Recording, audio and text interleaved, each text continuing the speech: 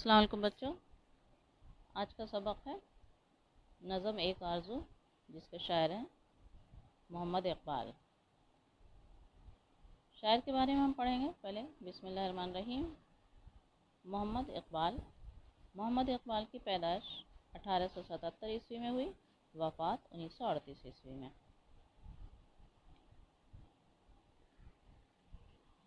علامہ doctor محمد اقبال سیالکوٹ میں پیدا ہوئے۔ ان کی پیدائش کہاں ہوئی؟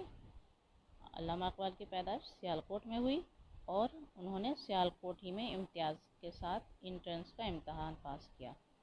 پھر لاہور میں اعلیٰ تعلیم پائی۔ اعلیٰ تعلیم کے لیے وہ لاہور گئے۔ کچھ دن بعد وہ یوروپ گئے اور انگلستان سے قانون کی اور جرمنی سے فلسفے میں ڈاکٹریٹ کی ڈگری حاصل کی۔ جب ابتدائی تعلیم کے زمانے سے ہی اقبال شعر کہنے لگے اور اقبال نے شاعری کی ابتدا غزل سے کی۔ علامہ اقبال نے اپنی شاعری کی ابتدائی تعلیم کے زمانے سے ہی کی اور وہ ابتدا کی غزل سے، اور اس کی اصلاح کراتے تھے وہ، اور داغ سے اصلاح لی۔ آگے چل کر انہوں نے اپنی شاعری کو اپنے پیغام اور فکر کے اظہار کا ذریعہ بنایا۔ وہ اپنی شاعری کے ذریعہ ایک پیغام دیتے تھے۔ وہ حرکت و عمل اور خودی کی تعلیم دیتے ہیں اور ان خوبیوں کو انسانیت کی بقا کے لیے ضروری سمجھتے ہیں۔ ان کے کلام میں موسیقیت اور زور بیان ہے۔ انہوں نے لفظوں کے انتخاب میں بڑی ہنرمندی کا ثبوت دیا ہے، اس لیے ان کے اشعار میں خوش آہنگی بہت ہے۔ اردو میں ان کے مجموعے ہیں بانگ درا، بال جبریل، ضرب کلیم اور ارمغان حجاز ہیں۔ یہ اردو میں ان کے مجموعے ہیں اور فارسی میں ان کی شاعری کے مجموعے بھی شائع ہوئے ہیں۔ اقبال کو 20ویں صدی کا سب سے بڑا ہندوستانی شاعر کہا جا سکتا ہے۔ انہوں نے ہندوستانیوں اور خاص کر ہندوستانی مسلمانوں کو ذہنی اور تہذیبی غلامی سے آزاد کرایا اور یورپ کے علوم سے مرعوب ہونے کے بجائے یورپ سے استفادہ کرنا سکھایا۔ یعنی یورپ کے علم سے جو مرعوب ہو رہے ہیں، تو شاعر کا کہنا تھا کہ ان کے علم سے مرعوب ہونے کے بجائے اس سے فائدہ اٹھائیں، اور یہ بتایا کہ یورپ کی تہذیب مادہ پرستی اور بے انصافی پر مبنی ہے اور اسے بہت جلد زوال آ جائے گا۔ اقبال کی شاعری میں فلسفہ، تغزل، ڈرامہ، پیغام عمل اور مذہب اسلام سب اس طرح گھل مل کر ایک ہو گئے ہیں کہ وہ اپنی طرح کی بے نظیر چیز بن گئے ہیں۔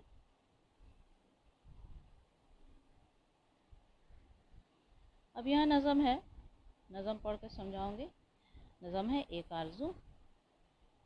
دنیا کی محفلوں سے اکتا گیا ہوں یارب، کیا لطف انجمن کا جب دل ہی بجھ گیا ہو۔ شاعر یہاں خدا سے مخاطب ہیں کہ اے خدا، میں دنیا کی محفلوں سے اکتا گیا ہوں اور اس انجمن سے میرا دل بجھ گیا ہے۔ شورش سے بھاگتا ہوں دل ڈھونڈتا ہے میرا، ایسا سکوت جس پر تقریر بھی فدا ہو۔ شورش یعنی شور و غل، سکوت یعنی خاموشی۔ تو شاعر کہتے ہیں کہ میں شور و غل سے بھاگتا ہوں، میرا دل ایسی خاموشی ڈھونڈ رہا ہے۔ مرتا ہوں خاموشی پر یہ آرزو ہے میری، دامن میں کوہ کے ایک چھوٹا سا جھونپڑا ہو۔ شاعر کہتے ہیں کہ میرا دل ایسی خاموشی کی جگہ ڈھونڈ رہا ہے،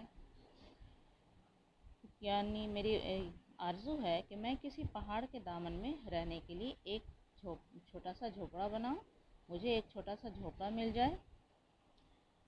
آزاد فکر سے ہوں زت بنے دن گزاروں، دنیا کے غم کا دل سے کانٹا نکل گیا ہو۔ لذت سرور کی ہو چڑیوں کی چہچہوں میں، چشمے کی شورشوں سے باجا سا بج رہا ہو۔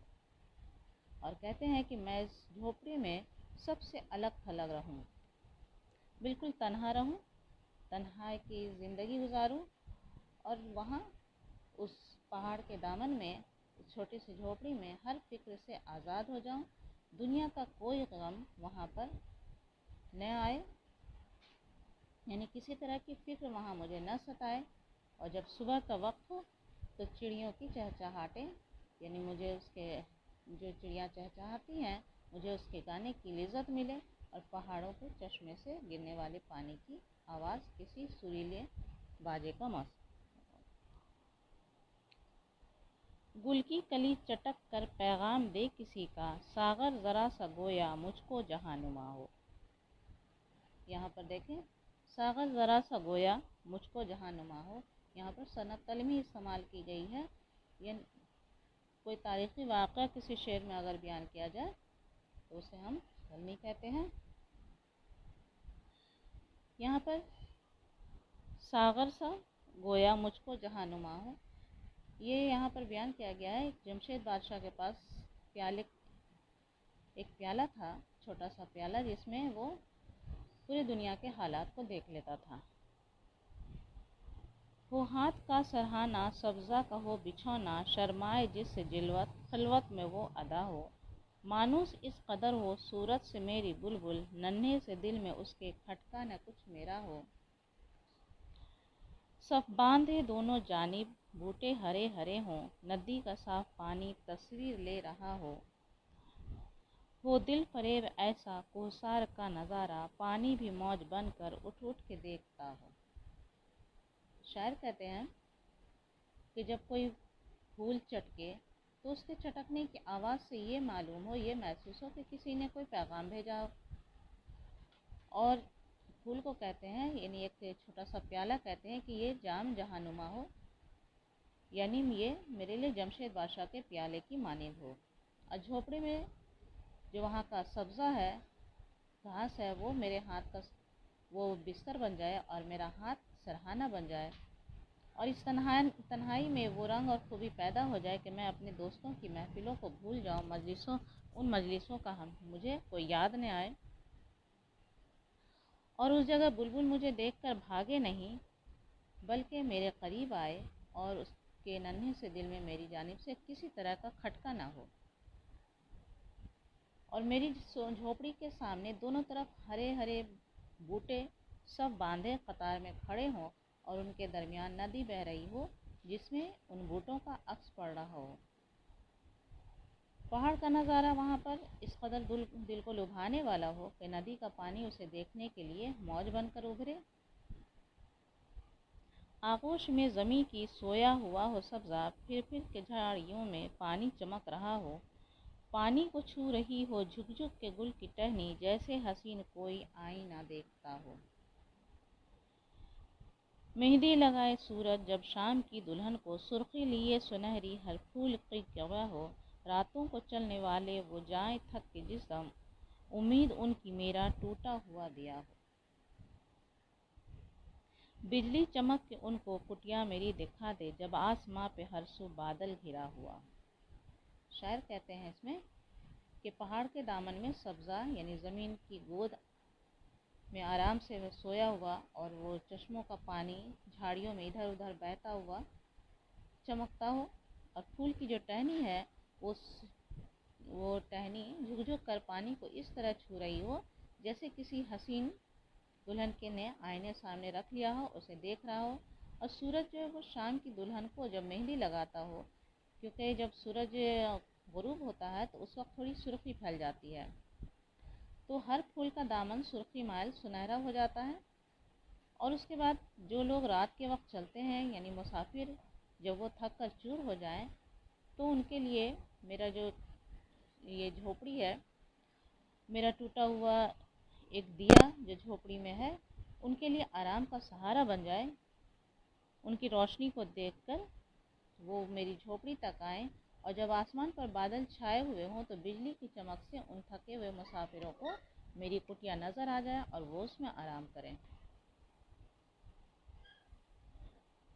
پچھلے پہر کی کوئل وہ صبح کی مؤذن، میں اس کا ہم نوا ہوں وہ میری ہم نوا ہو، کانوں پہ ہو نہ میرے دیر و حرم کا احساں، روزن ہی جھوپڑی کا مجھ کو سحر نما ہو، پھولوں کو آئے جس دم شبنم وضو کرانے، رونا میرا وضو ہو نالہ میری دعا ہو، اس خاموشی میں جائیں اتنے بلند نہ لیں، تاروں کے قافلے کو میری صدا درا ہو، ہر درد مند دل کو رونا میرا رلا دے، بے ہوش جو پڑے ہیں شاید انہیں جگا دے۔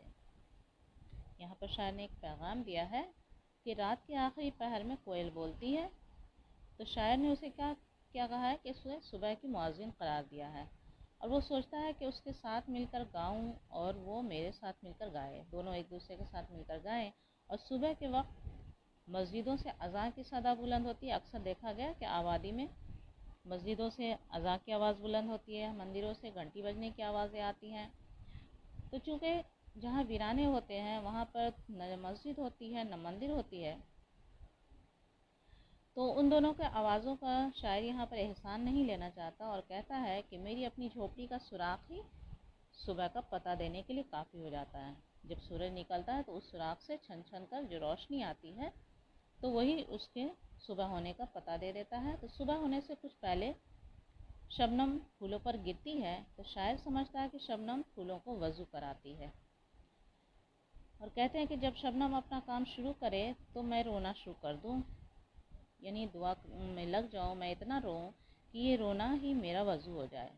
وہاں شبنم تو پھولوں کو وضو کرا رہی ہے، لیکن یہاں پر میں اتنا روؤں دعا کر کے، اتنا روؤں کہ یہ میرے آنسو ہی میرا وضو ہو جائے اور میرے نالے، میرے فریاد میری دعا بن جائے، اور خاموشی کے اس عالم میں میرے نالے، میری فریاد اتنے اونچے ہو جائیں کہ وہ تاروں کے قافلے جو ہوتے ہیں، تاروں کے قافلے کے لیے گھنٹے کی آواز بن جائے، اور میرا یہ رونا ہر درد بھرے دل کو رلا دے، اور جو بے ہوش غافل پڑے ہیں شاید میرا یہ رونا انہیں جگانے کے کام آئے، یعنی بے حس اور غافل لوگ ملک و قوم کی خدمت پر مامور ہو جائیں۔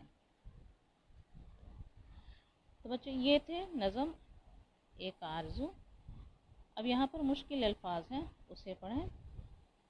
شورش یعنی شور و غل، اتھل پتھل، سکوت یعنی خاموشی، تقریر یعنی بیان، غزلت یعنی تنہائی، سرود یعنی گانا نغمہ، جہاں نما، یہاں دو مرکب الفاظ مل کر کے ہوئے، جہاں یعنی دنیا، جہاں نما یعنی جس میں یا جس سے تمام دنیا نظر آئے، جلوت یعنی محفل، خلوت تنہائی، دل فریب مانے دل کو لبھانے والا، قبا مانے پوشاک، ہم نوا یعنی ہم آواز، روزن سوراخ روشندان، سحر نما صبح کا دیدار کرانے والا، نالا یعنی فریاد، درا یعنی قافلے کی ردا، روانہ ہونے سے پہلے بجنے والا گھنٹا۔ اسے کچھ غور کرنے کی باتیں ہیں کہ کسی شعر یا شعر کے کسی مصرعے میں دو متضاد الفاظ کو صنعت تضاد کہتے ہیں۔ جیسے اوپر شعر میں آپ نے پڑھا خلوت اور جلوت، تو دو متضاد الفاظ ہیں جسے صنعت تضاد کہتے ہیں، اور دوسرے یہ کہ اس نظم میں کئی اشعار ایسے آئے ہیں جن میں وہ دو متضاد الفاظ آئے ہیں۔ جیسے یہاں دیکھیں، شورش سے بھاگتا ہوں دل ڈھونڈتا ہے میرا، ایسا سکوت جس پر تقریر بھی فدا ہو ہاتھ کا سرہانا سبزہ کا ہو بچھونا، شرمائے جس سے جلوت خلوت میں ہو ادا ہو۔ جلوت اور خلوت دونوں متضاد الفاظ ہوئے۔ اب یہاں نظم میں ایک لفظ آیا جہاں نما۔ جہاں نما مرکب الفاظ ہیں۔ مرکب الفاظ ایسے الفاظ کو کہتے ہیں جو دو معنی دار الفاظ مل کر ایک نیا معنی نکالتے ہوں۔ تو جہاں نما ایک مرکب ہے جو جہاں کے معنی کیا ہے؟ دنیا، اور نما معنی ہے دکھانے والا، دونوں مل کر جہاں نما لفظ بنا۔ جب دو مختلف الفاظ ایک ساتھ مل کر ایک ترکیب بناتے ہیں تو اسے ہم مرکب کہتے ہیں۔ اس کے بعد شعر میں کسی تاریخی واقعہ، اوپر میں نے نظم سمجھایا تو بتایا کہ جمشید بادشاہ کے بارے میں ذکر ہوا ہے۔ شعر میں کسی تاریخی واقعہ، مشہور شخصیت یا شے کا ذکر کیا جائے تو اسے صنعت طلمی کہتے ہیں۔ یہاں جیسے دیکھیں، ساغر ذرا سا گویا مجھ کو جہاں نما ہو، اس مصرعے میں جیسے صنعت طلمی کا استعمال کیا گیا ہے۔ کہتے ہیں کہ قدیم ایرانی بادشاہ جمشید کے پاس ایک پیالہ تھا جس میں وہ پوری دنیا کو دیکھ لیتا تھا۔ تو یہاں کل کو استعارن یعنی ساغر کے معنی میں استعمال کیا گیا، اور ساغر کے لیے جہاں نما کی تلمیذ سے مدد لی گئی ہے۔ تو تلمی کسے کہتے ہیں؟ جیسے کسی کلام میں تاریخی یا نیم تاریخی یا مذہبی واقعے کی طرف اشارہ کیا جائے تو وہ تلمی کہلاتا ہے۔ جیسے دوسرا شعر لیں، جیسے ابن مریم ہوا کرے کوئی، میرے دکھ کی دوا کرے کوئی، اس میں بھی صنعت طلمی استعمال ہوا ہے۔ اب نظم ایک آرزو کا خلاصہ ہے۔ نظم ایک آرزو اقبال کی مشہور نظم ہے۔ شاعر خدا کے حضور ایک خواہش پیش کرتے ہیں کہ اس دنیا کے ہنگاموں سے دور رہ کر وہ کسی سنسان پہاڑ کے دامن میں رہنا چاہتے ہیں۔ شاعر اس دنیا کے ہنگاموں سے تنگ آ گئے ہیں اور وہ سوچتے ہیں کہ اس دنیا سے دور پہاڑ کے دامن میں ایک جھوپڑی یعنی کٹیا، جو کٹیا نما ہو، جھوپڑی میں ہو، جہاں قدرتی منظر ان کا دل بہلائے۔ عیش و آرام کا وہاں کوئی سامان موجود نہ ہو، بلکہ سونے کے لیے گھاس اور اس پر تکیہ ان کا ہاتھ ہو، تازہ ہوائیں ہوں اور صاف شفاف ندی کا پانی ہو۔ ان قدرتی مناظر میں اتنا کھو جاؤں کہ مجھے دنیا کی محفل یاد نہ آئے۔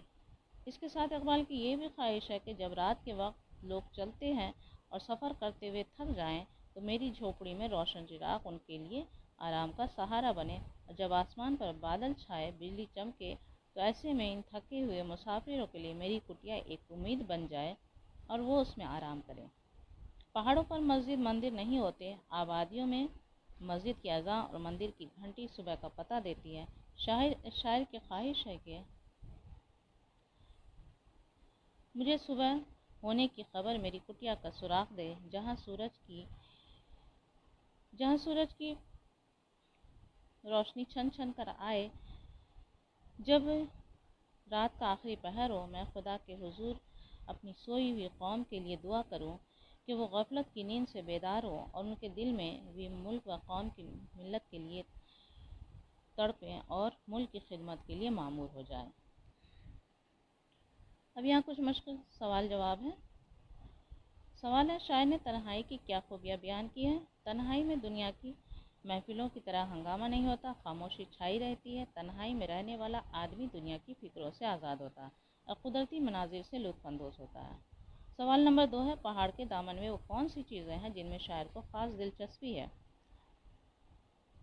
خاموشی، چھوٹا سا جھوپڑا، چڑیوں کے چہچہے، چشموں کی آواز، کلی کا چٹکنا، سبزہ کا بچھونا، بلبل شاعر سے مانوس، ہرے بھرے بوٹے، ندی کا صاف پانی، ان چیزوں سے شاعر کو خاص دلچسپی ہے۔ شاعر کی آرزو کے مطابق رات کے مسافروں کی امید کیا ہوگی؟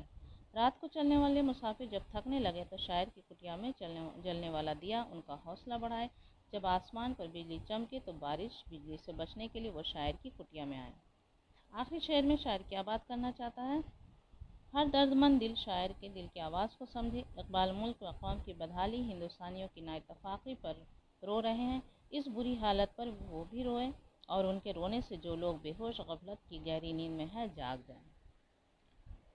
تو بچوں، یہ تھے نظم ایک آرزو، اور شاعر کے بارے میں پڑھا۔ نظم ایک آرزو علامہ محمد اقبال کی لکھی ہوئی ایک مشہور نظم ہے۔ اس کا خلاصہ ہم نے پڑھا، اور جو اس میں کوشچن پوچھے گئے ہیں اسے کوشچن کو یہاں سولو کیا گیا۔ بچوں، اس ویڈیو کو آپ دھیان سے دیکھیں اور اپنے دوستوں میں زیادہ سے زیادہ شیئر کریں تاکہ اگلے لوگ بھی اس سے مستفید ہو سکیں۔ لائک کریں اور میری ویڈیو کو سبسکرائب کرنا نہ بھولیں۔ انشاءاللہ اگلی ویڈیو میں آپ سے جلد ملاقات ہوگی، تب تک کے لیے اللہ حافظ۔